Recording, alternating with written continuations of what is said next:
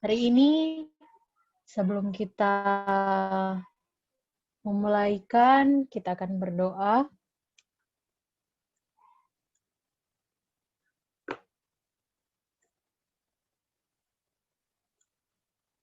Oke, mari kita bersatu di dalam doa. Ya Allah Bapa kami, Engkau yang bertata dalam kerajaan surga, terima kasih banyak karena Engkau sudah menyertai kami, memimpin kami, memberikan nafas kehidupan bagi masing-masing kami, hingga kami bisa berada sampai saat ini, kami bisa join untuk mengikuti Bible Study. Kiranya Tuhan berkati kami, berkati kegiatan ini, kiranya dapat berjalan dengan seturut dan kehendak-Mu saja. Berkati juga Pendeta Hence Rusli yang akan membagikan dan mengajarkan kepada kita sebagian dari sabda firman-Mu. Kiranya Tuhan berkati pendeta dengan penuh hikmat, dia dapat mengajarkan kami sehingga kami dapat mengerti, memahami, dan mengetahui apa yang pesan-pesan yang Engkau berikan kepada kami umat-Mu. Ya Tuhan, mungkin teman-teman kami yang lain yang belum sempat join atau mungkin terlambat, kiranya Tuhan sertai mereka agar mereka bisa disertai, dituntun untuk mengikuti Bible Study pada sore hari ini. Kiranya itu boleh jadi seturut dengan kehendak-Mu saja. Seluruh rangkaian Bible Study pada saat ini kami serahkan ke dalam tangan-Mu saja, kehendak-Mu saja yang jadi, bukan kehendak kami. Ampuni atas salah dan dosa kami yang begitu banyak. Dalam nama Yesus kami sudah berdoa. Amin.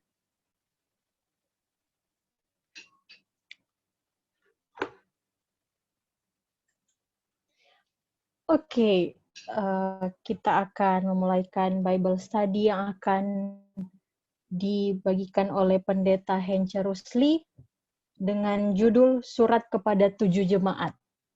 Surat kepada 7 jemaat. Bagi Pendeta Rusli, dipersilakan. Ya, baik. Terima kasih, Sharon. Iya. Sekali lagi, selamat sore buat kita semua. Shalom. Suara saya kedengeran ya? Oke, suara saya. Terima kasih. Jadi kita akan belajar sama-sama. Sebelum kita belajar, saya coba mau share dulu ya. Dia punya screen.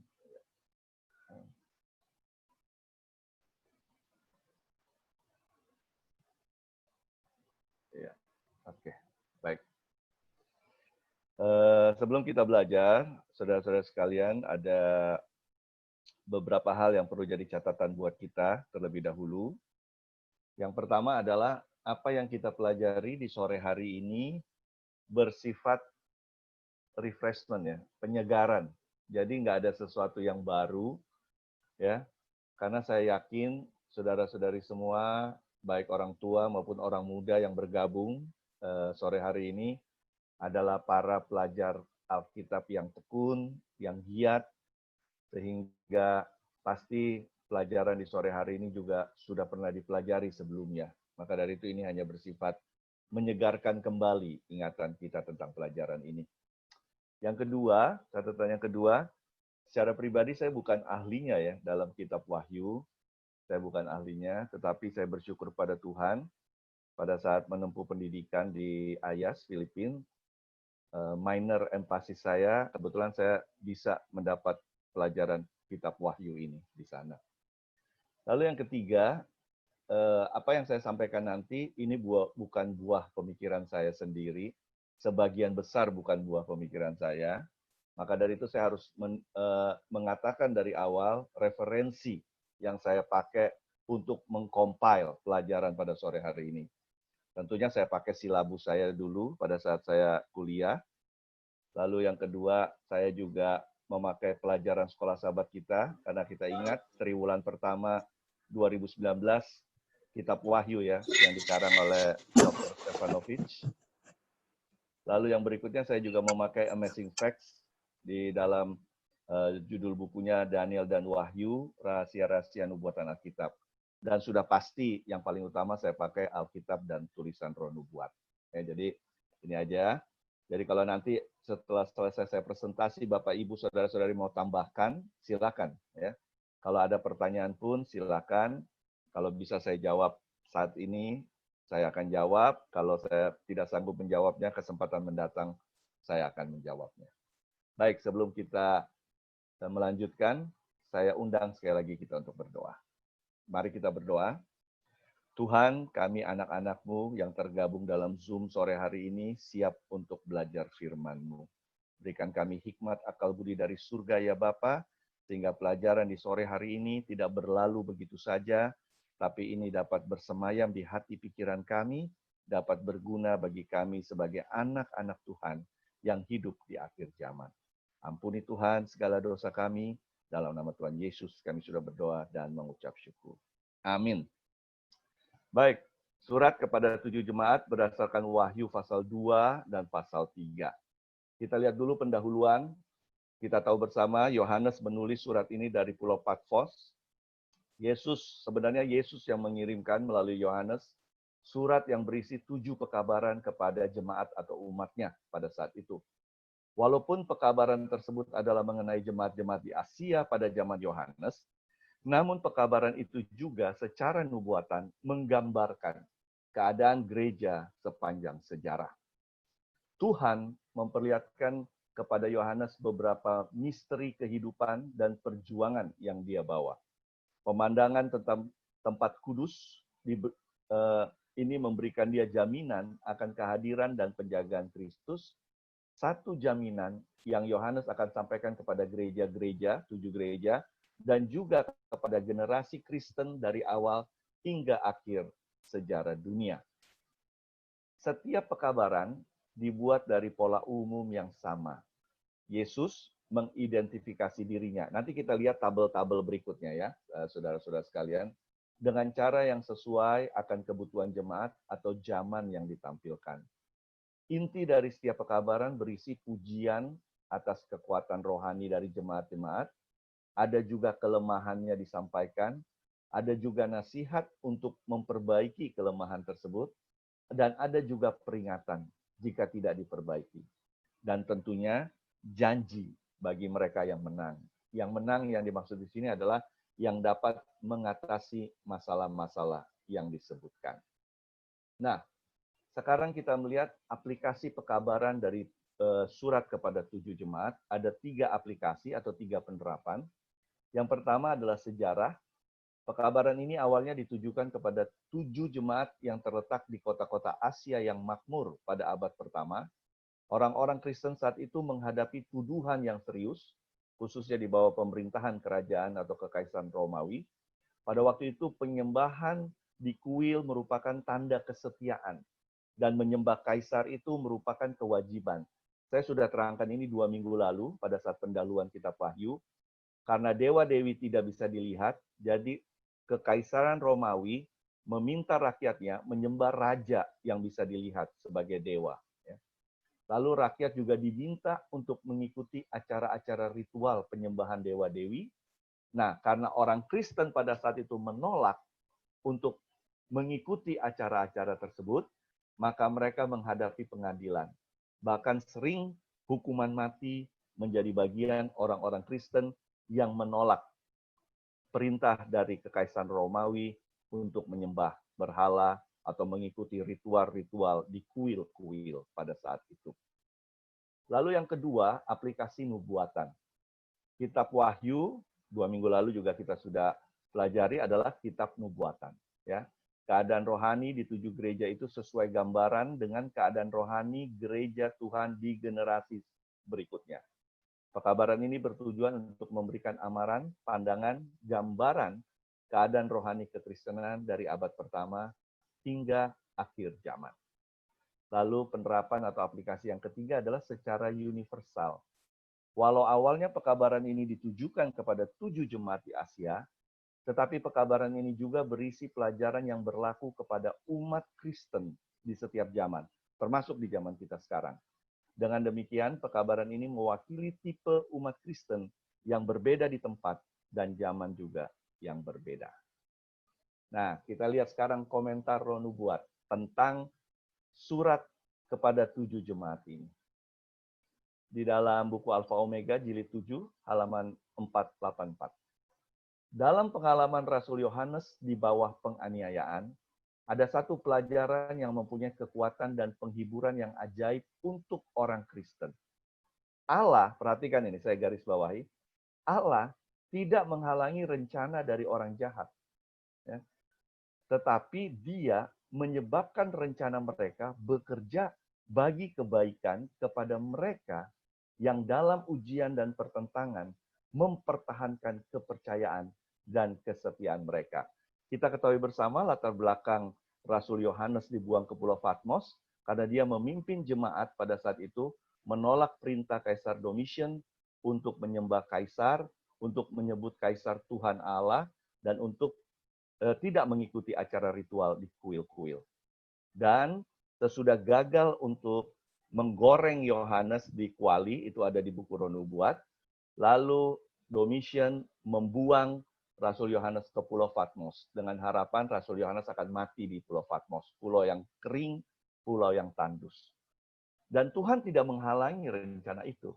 Tuhan izinkan Rasul Yohanes tetap dibuang ke Pulau Patmos. Tapi seperti kutipan ini katakan, tetapi di balik rencana orang jahat kepada umat Tuhan, rencana itu menjadi apa? Menjadi satu sarana bagi Tuhan untuk melakukan kebaikan kepada umatnya yang setia di dalam ujian dan pertentangan di dalam apa? Kepercayaan mereka, iman mereka kepada Tuhan. Dan ini terbukti ya, saudara-saudara sekalian, pada saat peristiwa Yohanes menulis kitab Wahyu ya kepada umat pada saat itu dan yang sekarang kita pelajari. Dengan demikian, Allah membawa anak-anaknya dekat kepadanya supaya dia boleh menunjukkan kepada mereka kelemahan mereka dan kekuatannya.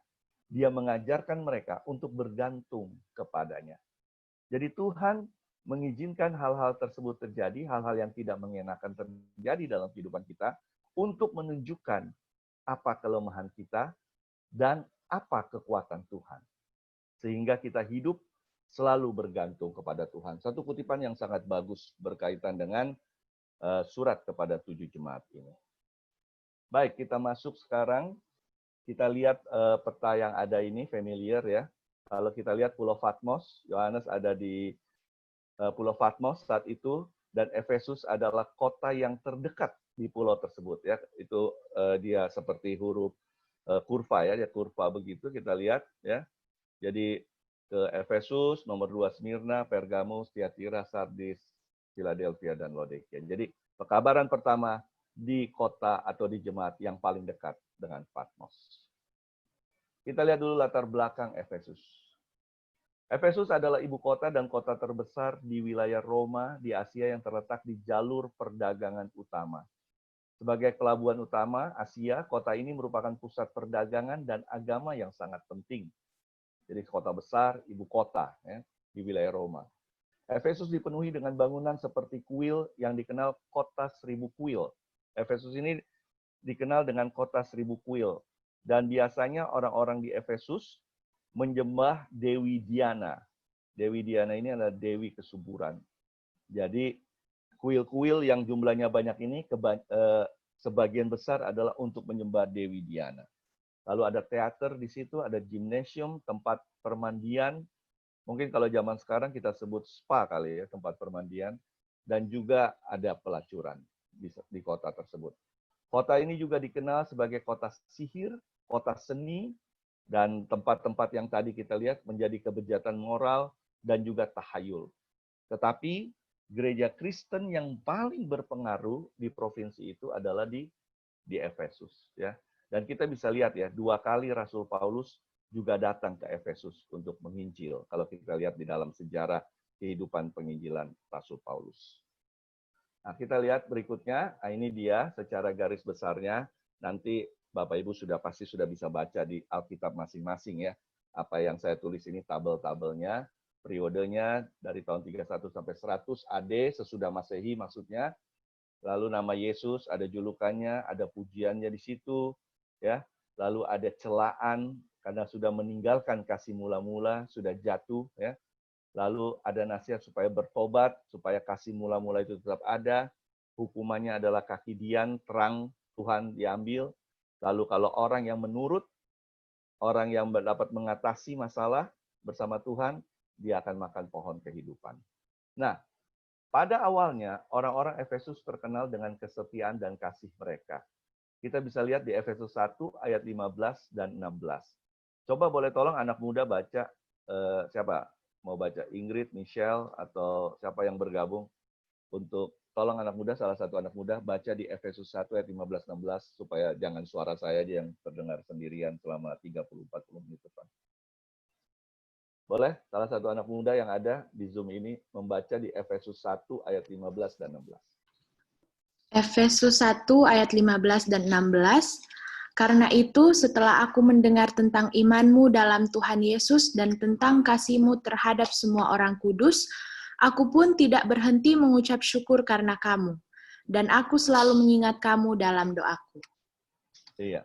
Jadi kita lihat di sini, setelah kurang lebih 40 tahun sejak Rasul Paulus pertama kali mengunjungi Efesus untuk menginjil, nah mulailah jemaat dan kepemimpinan dari generasi yang baru ini telah kehilangan kasih yang mula-mula. Awalnya, seperti tadi dibaca, Efesus 1, 15, 16, bangga sekali Rasul Paulus kepada jemaat Efesus. Ya, karena kehidupan rohaninya yang luar biasa. Tetapi sesudah kurang lebih 40 tahun, terjadi kehilangan kasih mula-mula. Walaupun sebagian jemaat mencoba untuk berdiri tetap teguh dalam kasih mula-mula, tapi tanpa kasih Kristus, lampu mereka juga akan padam nantinya.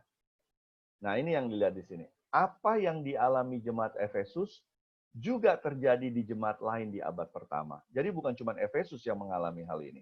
Jemaat-jemaat lain juga mengalami. Kehilangan pengalaman kasih mula-mula selalu menjadi cobaan bagi generasi selanjutnya. Itulah sebabnya Yesus memilih Efesus untuk mewakili situasi dari seluruh jemaat Kristen di sepanjang era atau masa kerasulan. Ya, lah, di ayat 6, di Wahyu 2 ayat 6 ada disebut ajaran atau pengikut Nikolaus. Ya, dikatakan, tetapi ini yang ada padamu, yaitu engkau membenci segala perbuatan pengikut-pengikut Nikolaus yang juga kubenci, di ayat 6. Ya. Nicolaitan, pengikut Nikolaus. Nah, apa itu ajaran Nikolaus?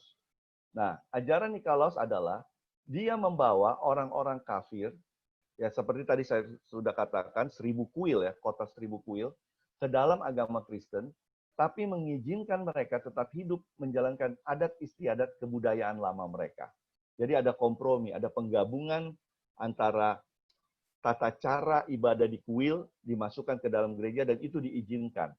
Dan ajaran Nikolaus ini cepat merambat ke berbagai penjuru dunia di barat dan timur yang saat itu memang masih dikuasai dengan kebudayaan-kebudayaan kafir penyembah berhala.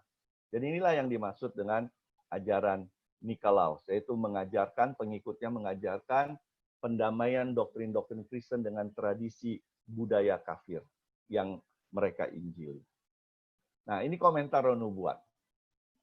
Di dalam buku Alfa Omega masih jilid 7 halaman 488 489. Tetapi sesudah suatu waktu semangat orang-orang percaya mulai berkurang. Kasih mereka kepada Allah dan kasih kepada sesama juga berkurang-kurang. Beberapa orang melupakan cara yang ajaib saat mereka menerima kebenaran. Mereka lelah kepada kebenaran yang sering diulang-ulang. Nah, ini menjadi satu amaran buat kita, saudara-saudara sekalian, yang hidup di akhir zaman ini. Apa yang terjadi di Efesus, itu juga terjadi di zaman kita, kan? Banyak orang yang merasa capek, bosan, lelah mendengarkan kebenaran yang diulang-ulang.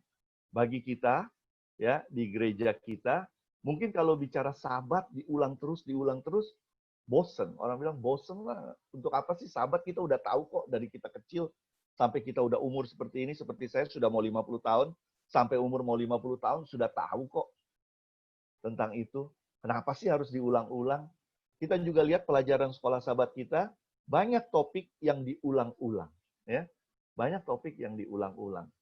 Dan sering, walaupun mungkin kita tidak komentar, tidak kita kasih tahu ke orang, mungkin kita bicara ke diri kita sendiri.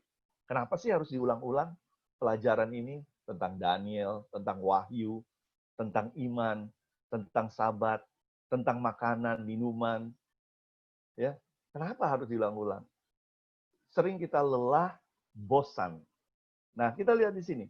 Dalam keinginan mereka untuk sesuatu yang baru dan menarik hati, mereka mencoba mengusulkan doktrin yang baru, lebih menyenangkan kepada orang banyak, tapi tidak sesuai dengan prinsip dasar Injil.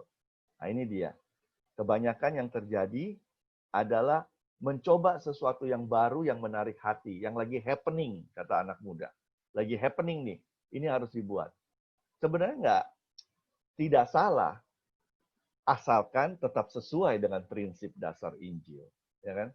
Problemnya adalah, kebanyakan adalah tidak sesuai dengan prinsip dasar Injil. Ya. Hanya untuk menyenangkan hati saja, tapi tidak sesuai. Nah, inilah yang terjadi di Efesus sebagai gereja pertama di dalam 7 jemaat yang disurati oleh Rasul Yohanes. Ya. Jadi mereka lelah, mereka bosan, sehingga akhirnya kasih mula-mula itu apa? Hilang. Pujian yang begitu luar biasa yang diberikan Rasul Paulus kepada Efesus hilang begitu saja. Ya. Karena keadaan yang digambarkan baik dalam sejarah gereja maupun juga di dalam buku Roh Nubuat. Ya.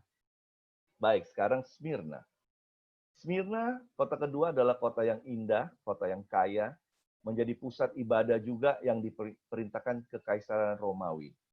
Yang menarik adalah jemaat Smyrna dengan tegas menolak untuk mematuhi perintah itu, sehingga mengakibatkan penganiayaan besar-besaran bagi jemaat di kota Smyrna.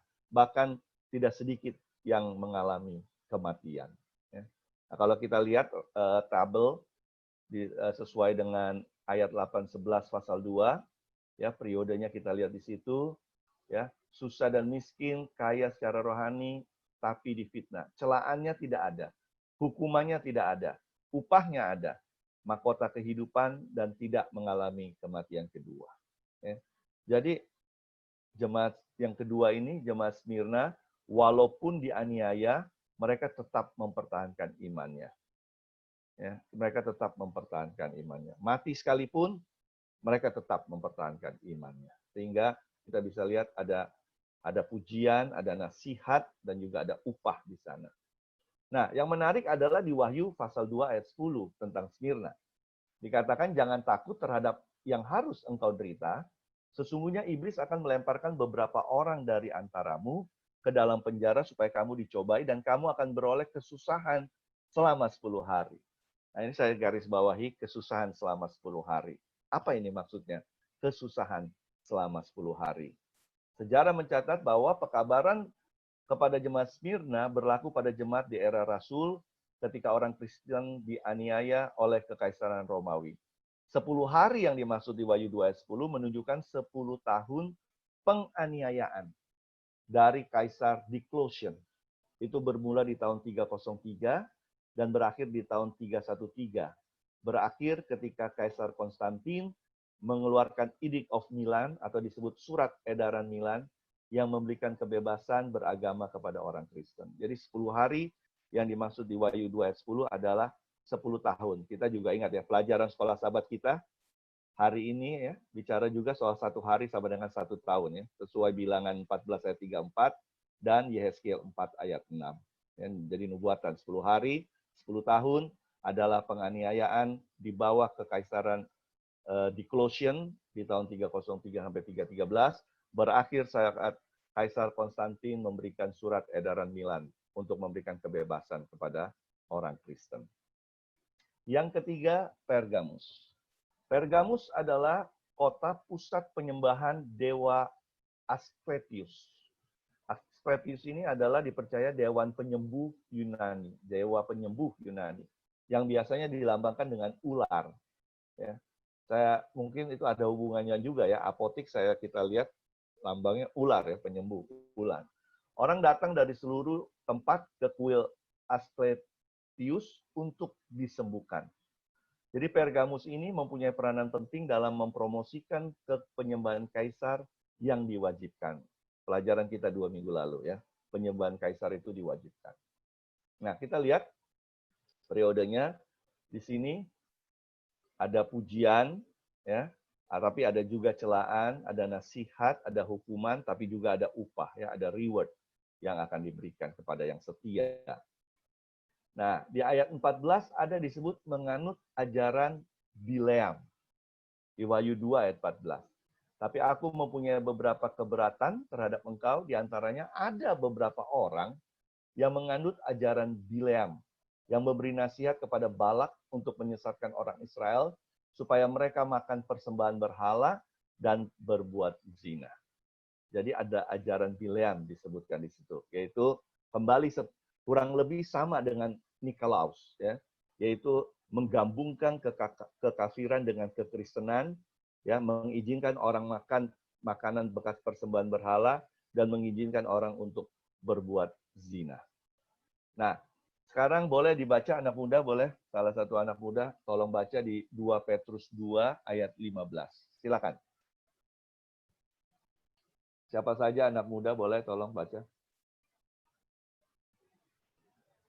Di 2 Petrus 2 ayat 15. Oleh karena mereka telah meninggalkan jalan yang benar, maka tersesatlah mereka lalu mengikuti jalan Bileam, anak Beor, yang suka menerima upah untuk perbuatan-perbuatan yang jahat.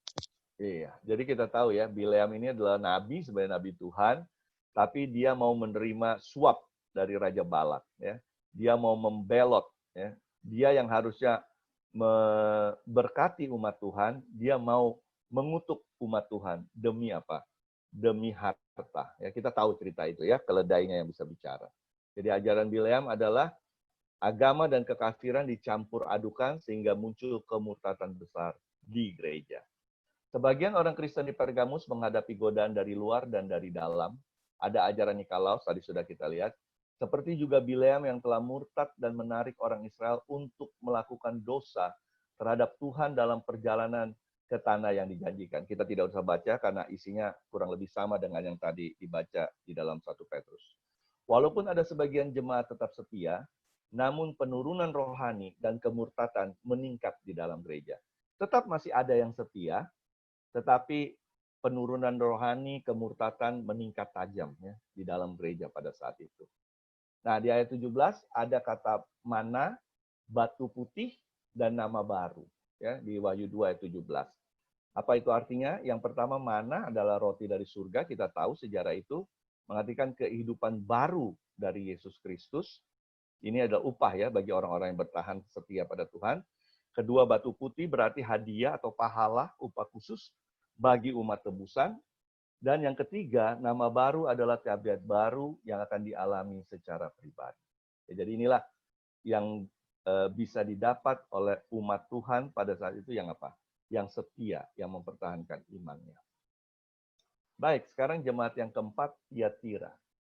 Berbeda dengan kota lain, di Tiatira ini agar dapat menjalankan perdagangan atau bekerja, orang-orang di kota Tiatira harus bergabung dengan serikat perdagangan. Beda dengan kota-kota yang lain. Tiatira ini agak berbeda. Menurut sejarah, jika mau berdagang, mau bekerja, orang itu harus bergabung dengan serikat perdagangan.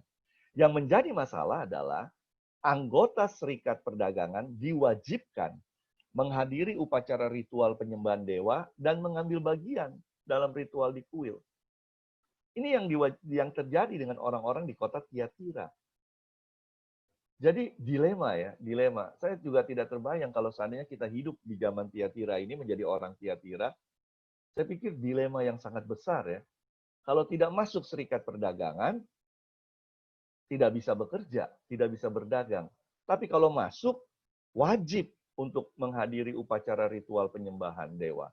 Ya, bahkan mengambil bagian dalam upacara itu. Nah, tetapi tetap ada umat Tuhan yang setia kepada Tuhan. Mereka yang tidak mematuhinya dikeluarkan dari keanggotaan serikat. Jadi mereka nggak bisa bekerja. Bagi orang Kristen, mereka harus memilih antara kompromi atau tidak dapat bekerja demi mempertahankan Injil. Seperti yang saya bilang tadi, dilema yang besar ya. Saya pikir di zaman sekarang pun dilema-dilema seperti ini dihadapi ya oleh umat Tuhan. Dihadapi umat Tuhan di dalam pekerjaan, di dalam usaha. Baik, kita lihat pekabarannya secara tabel di sini. Ya, ada pujian, celaan, ada nasihat, ada hukuman, ada upah, ya, untuk jemaat Tiatira. Dan kalau kita lihat pekabaran kepada jemaat Tiatira itu yang paling panjang, ya, ayat-ayatnya. Paling banyak ayat-ayatnya dibandingkan 6 gereja yang lainnya. Kita bisa lihat nanti, ya. Kita bisa lihat nanti. Nah, gereja di Tiatira menggambarkan bahaya atau ancaman tidak datang dari luar gereja, tapi dari dalam gereja. Yaitu tradisi yang menggantikan Alkitab, keimamatan manusia, artefak yang dianggap suci menggantikan keimamatan Kristus, dan perbuatan manusia yang dianggap sebagai cara untuk mendapatkan keselamatan. Nah, kita lihat di sini. Tradisi menggantikan Alkitab, ya. Manusia dianggap mengkultus individukan manusia, bukan Tuhan. Lalu ada artefak alat-alat atau aksesoris yang dianggap suci, ya. Dan juga dianggap kalau perbuatan manusialah yang membuat kita memperoleh keselamatan. Gantinya kasih karunia di dalam iman. Jadi inilah yang terjadi. Bahaya di gereja Tiatira itu bukan datang dari luar saja, tapi juga dari dalam. Ya, dari dalam. Di dalam ayat-ayat ini tidak usah dibaca, Wahyu 12, 6, 13, 14, saudara baca aja di Alkitab masing-masing yang ada dalam hati.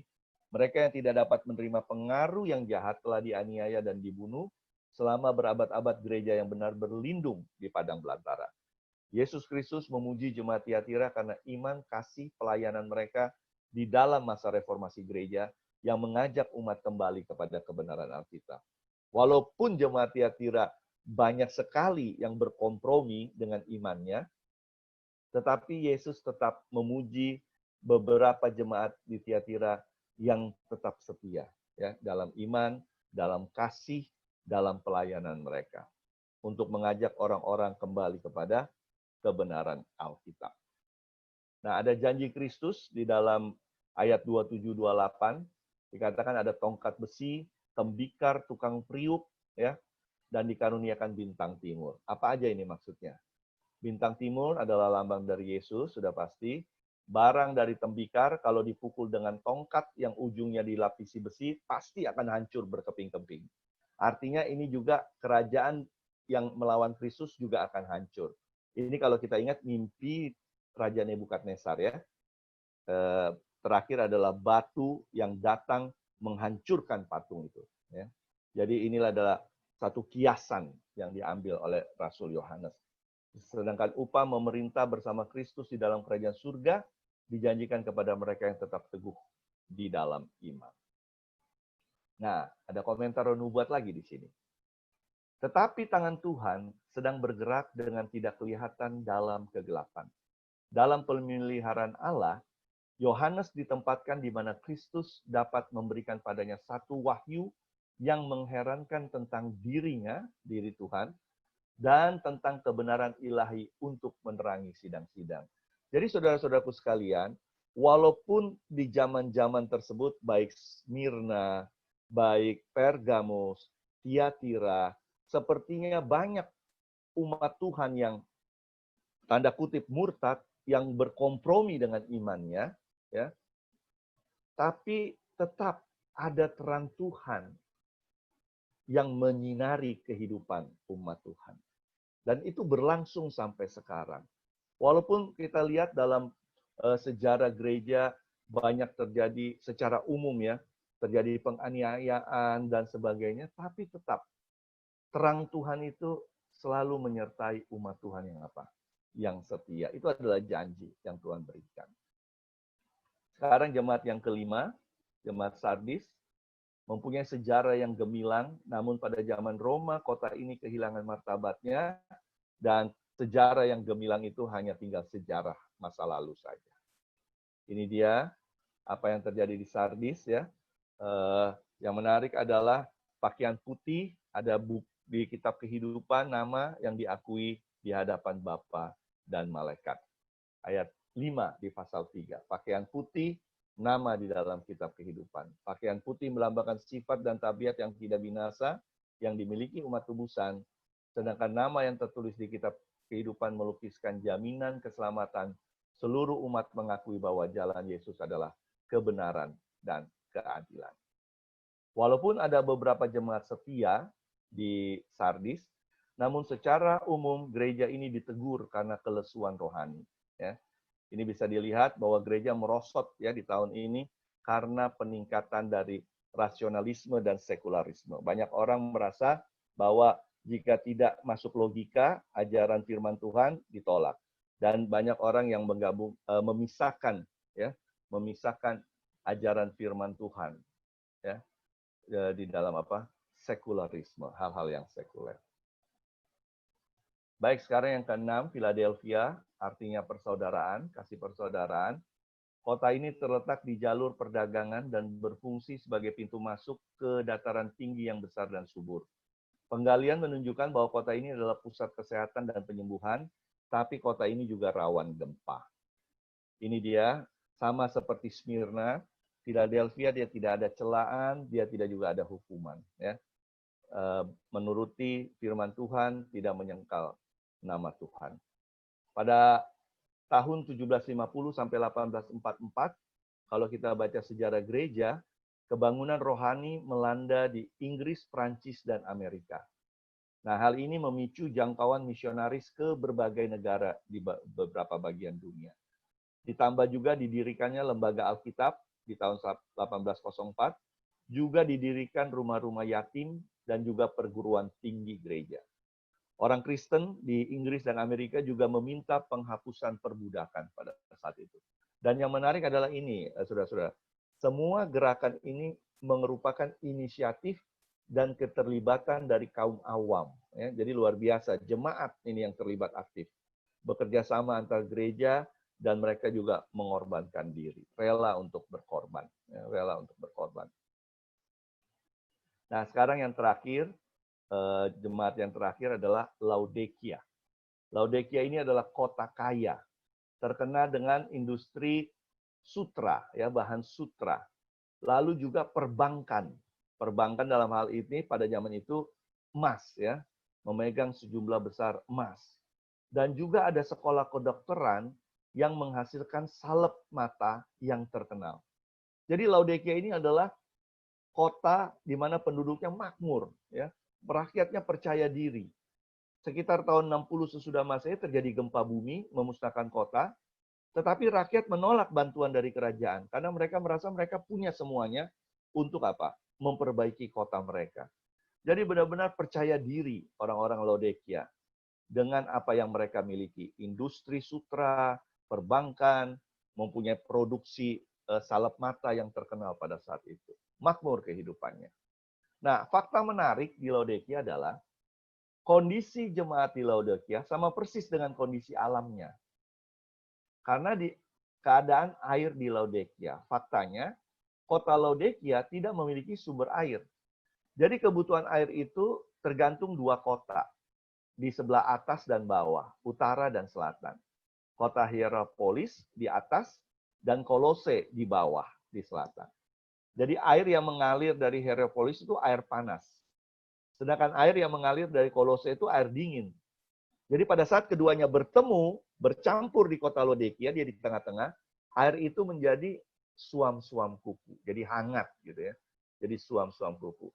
Jadi istilah suam-suam kuku yang diberikan jemaat Laodikia itu sama persis dengan kondisi alamnya. Ya, sama persis dengan kondisi alamnya. Ini dia tabelnya secara garis besar apa yang terjadi di jemaat Laodikia. Keadaan di jemaat Jika jemaat Philadelphia hanya berisi pujian, maka di jemaat Laodikia hanya berisi peringatan.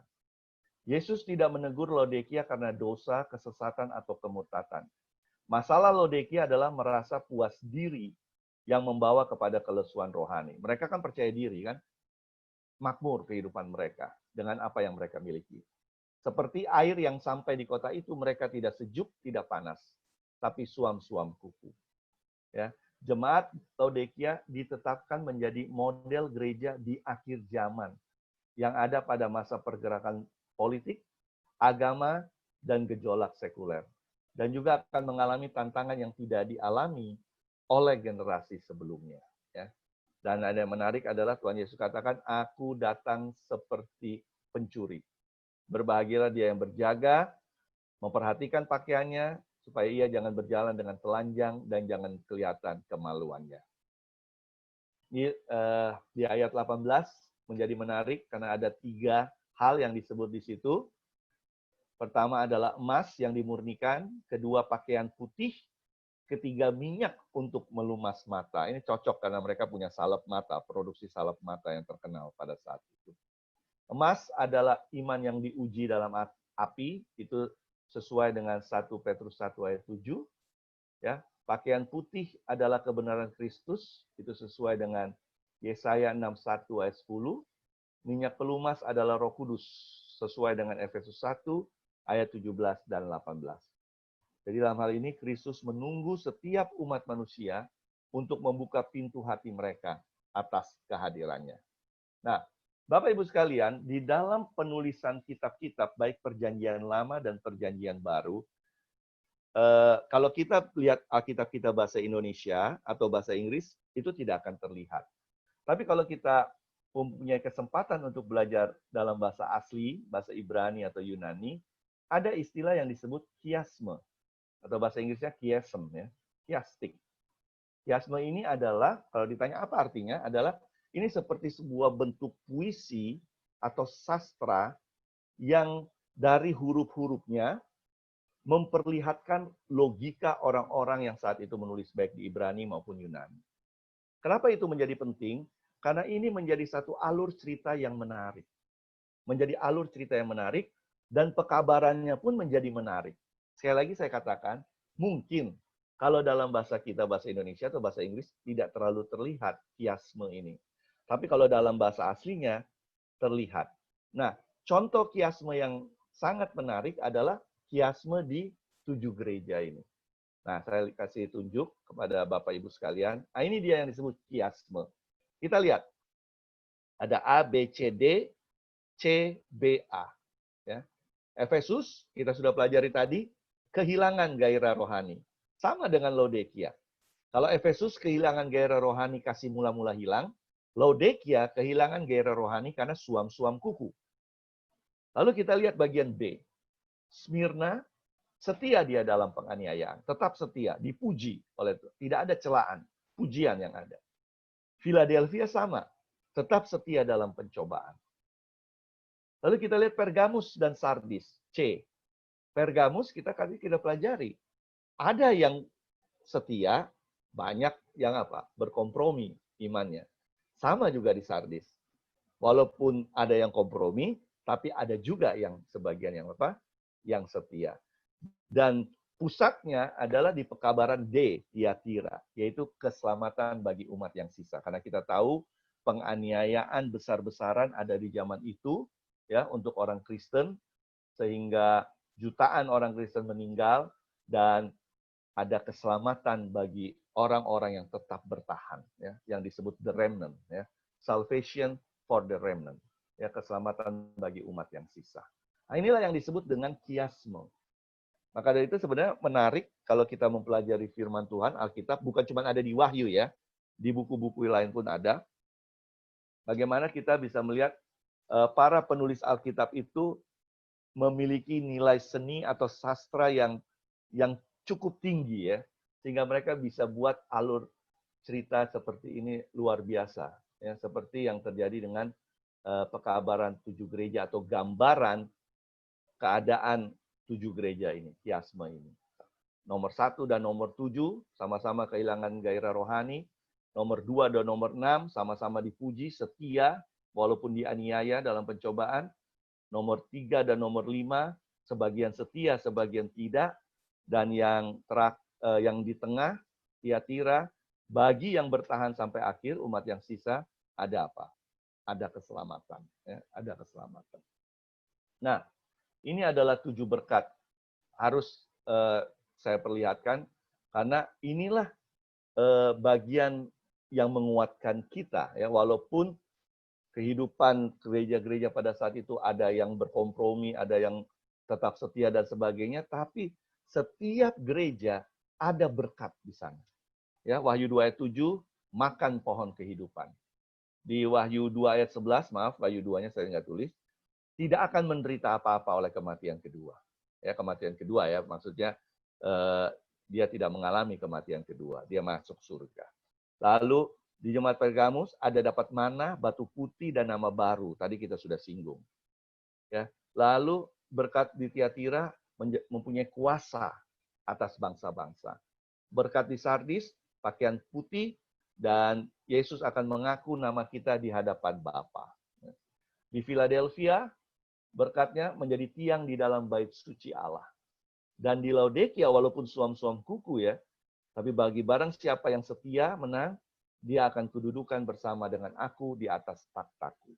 Jadi setiap gereja mempunyai janji berkat. Ya, mempunyai janji berkat yang Tuhan berikan kepada umatnya. Nah, ini adalah komentar Ronu buat. Ini saya pikir udah tinggal 1-2 slide terakhir. Komentar Ronu buat. Nama ketujuh gereja atau sidang adalah simbol sidang dalam jangka waktu yang berbeda dari mazhab Kristen. Saya juga nggak tahu kenapa diterjemahkan mazhab. Tapi saya coba cari mazhab. Itu kan bahasa yang jarang kita pakai ya. Mazhab itu saya coba cari di Kamus Besar Bahasa Indonesia itu artinya aliran atau haluan. Tapi kalau saya cari di bahasa Inggris, kutipan ini, kutipan yang sama pastinya, di buku Kisah Para Rasul halaman 58, menggunakan istilah the Christian era, ya. Jadi masa kekristenan. Ya, ini sama. Ini yang sama cuma diterjemahkan ini di Indonesia. Jadi jangka waktu yang berbeda-beda dari era kekristenan, boleh dikatakan begitu. Angka 7 menyatakan kesempurnaan, lambang dari kenyataan bahwa pekabaran meluas sampai kepada akhir zaman. Sedangkan simbol yang digunakan menyatakan keadaan sidang pada waktu yang berbeda dari sejarah dunia ini. Ya, jadi inilah komentar Ronu buat tentang gambaran 7 jemaat. Ya, tentang gambaran 7 jemaat. Jadi kita lihat kesimpulannya. Kesimpulannya adalah surat kepada 7 jemaat berisikan pekabaran yang menggabungkan amaran dan panggilan. Pekabaran ini masih berlanjut hingga kedatangan Yesus yang kedua kali. Berarti masih berlanjut sampai kita sekarang. Dengan kata lain, pekabaran ini sesuai dengan kebutuhan rohani dari setiap orang percaya dan jemaat sepanjang zaman kekristenan. Pekabaran ini memiliki nilai bagi kita sekarang. Ya.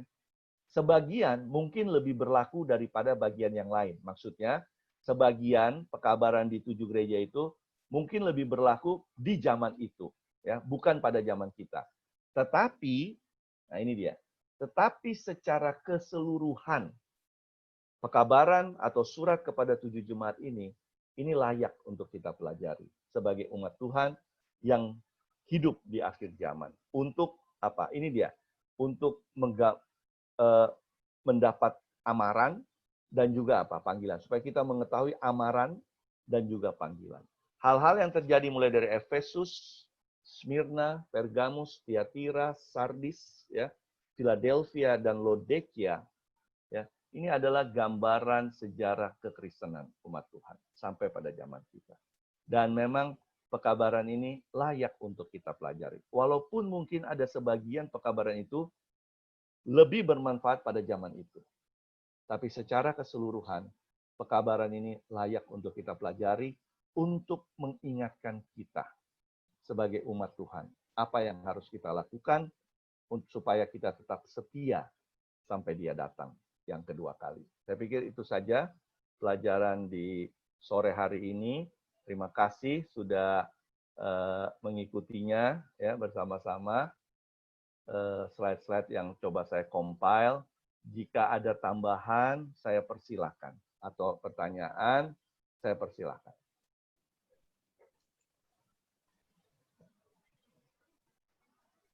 Baik, bagi teman-teman yang memiliki tambahan, pertanyaan dari pelajaran kita tadi mengenai 7 jemaat yang ada di Wahyu 1 sampai Wahyu 3, dipersilakan ya.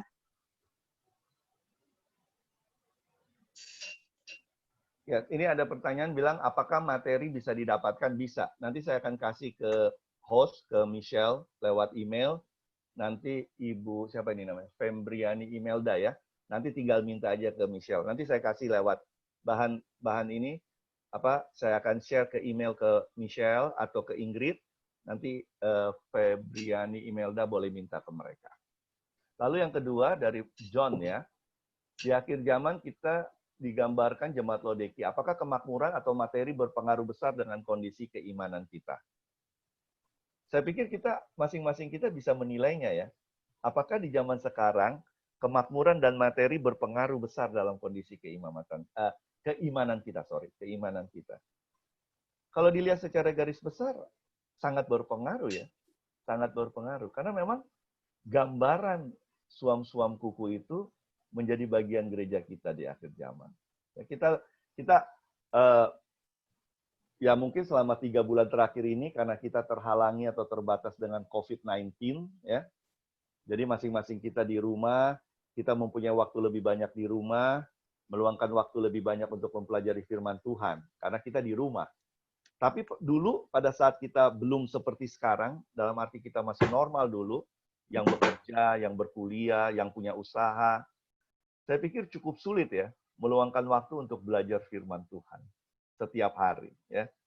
Setiap hari cukup sulit dan saya pikir kita akui itu. Jadi kalau ditanya apakah kemakmuran dan materi berpengaruh besar dengan kondisi keimanan kita? Ya, bisa berpengaruh besar. Maka dari itu Tuhan memberikan amaran khususnya karena ini bicara Laodikia ya, di jemaat Laodikia. Tuhan tidak menutup mata bahwa umat Tuhan bisa setia. Umat Tuhan bisa tidak terpengaruh dengan kemakmuran dan materi untuk iman mereka. Maka dari itu Tuhan berikan apa?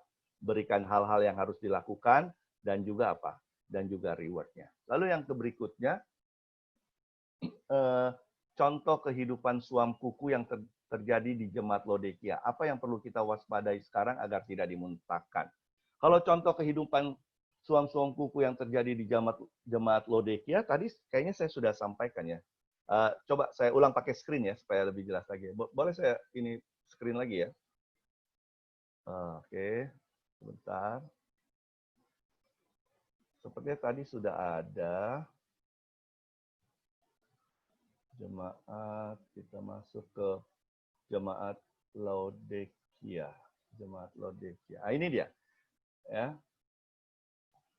Ini dia. Sudah. Oh, sudah terlihat ya screen-nya? Di sini. Apa terlihat screen-nya? Iya, pendeta. Oh, kok saya nggak terlihat ya? Bisa ya? Bentar. Ini ada masalah ini laptop saya. Oke, baik. Nah, jadi kalau kita lihat di sini, maaf ya, ini sepertinya laptop saya yang bermasalah. Laodikia, ya. Nah, mudah-mudahan bisa kelihatan. Kelihatan ya ini ya? Kelihatan, pendeta. Oke. Terima kasih. Jadi kita bisa lihat di sini bahwa orang Laodikia begitu percaya diri, ya. Sama juga dengan kehidupan kita sekarang, ya. Kehidupan kita sekarang juga banyak juga kita sebagai umat Tuhan kita percaya diri. Percaya diri dalam arti bahwa kita merasa pasti kita apa? Pasti kita selamat karena kita ya buat kita gereja kita anggap kita pelihara hari Sabat, kita bayar perpuluhan setia, kita tidak makan ini makan itu sesuai firman Tuhan, ya. Membuat kita percaya diri, pasti kita akan selamat. Dan itu bagus-bagus saja. Tetapi seringkali kepercayaan diri kita menjadi overconfidence, karena yang kita fokuskan hanya itu aja. Hanya hari Sabatnya aja. Padahal kita lupa kan 10 hukum itu kan ada 10, bukan cuma 1, bukan cuma Sabat. Ya kan? Nah seringkali kalau contoh yang nyatanya seperti itu di gereja kita. Jadi kita harus ingat bahwa kita boleh confident sebagai umat Tuhan, kita percaya dalam arti Tuhan beserta dengan kita, Tuhan menuntun kita, tapi kita juga jangan juga seperti orang-orang di Laodikia yang merasa diri begitu tinggi, ya, begitu tinggi sehingga dikatakan sebagai celaan di sini adalah apa? Miskin, buta, dan telanjang. Nah, istilah miskin, buta, telanjang itu kalau tidak salah saya taruh di sini, ya kan pakaian putih. Nah ini dia. Emas, iman yang diuji dalam api, pakaian putih adalah kebenaran Kristus, dan juga apa? Dan minyak adalah Roh Kudus. Jadi contoh konkret dari suam-suam kuku, saya pikir kita bisa lihat di dalam di dalam kehidupan kita saat ini ya. gambaran Laodikia itu adalah gambaran kita juga. Oke, ini saya nggak bisa kembali lagi ya.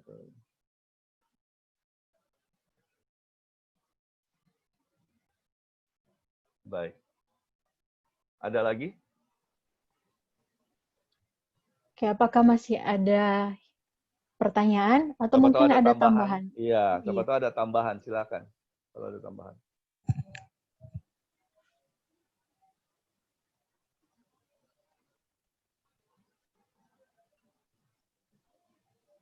Ya, kalau tidak ada berarti sudah jelas ya. Sudah, terima kasih banyak. Oke, silakan Sharon. Oke.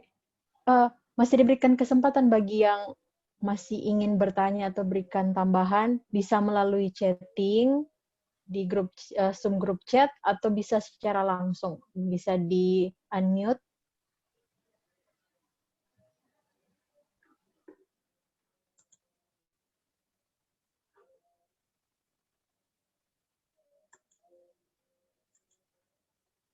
Oke, baik. Jika sudah tidak ada, kita akan tutup Bible study kita pada sore hari ini dan minta kesediaan dari Pendeta Hence Rusli untuk doa tutup. Ya, baik, mari kita berdoa. Tuhan, Bapa kami dalam surga, di sore hari ini kami bersyukur Tuhan sudah bersama-sama dengan kami. Walaupun kami tidak dapat bertemu secara langsung, tapi melalui Zoom ini Tuhan, hati pikiran kami Engkau satukan untuk belajar firman Tuhan, khususnya pekabaran kepada 7 jemaat. Tuhan, kami menyadari keberadaan kami sebagai manusia yang jauh dari sempurna. Untuk itu Tuhan, kami mohon Engkau selalu menyinari kehidupan kami. Tangan-Mu yang penuh kasih dan kuasa menuntun kami, sehingga kami dapat melakukan setiap kehendak-Mu. Hari lepas hari, kami hidup semakin dekat dengan jalan-Mu. Berdoa bagi semua yang saat ini mengikuti acara sore hari ini. Jika mereka anak-anak muda yang masih bersekolah, Engkau berikan hikmat akal budi, kepintaran, sehingga mereka dapat sukses dalam pendidikan. Jika mereka orang-orang muda yang sudah bekerja, Engkau berkati pekerjaan mereka, rencana masa depan mereka juga Engkau berkati.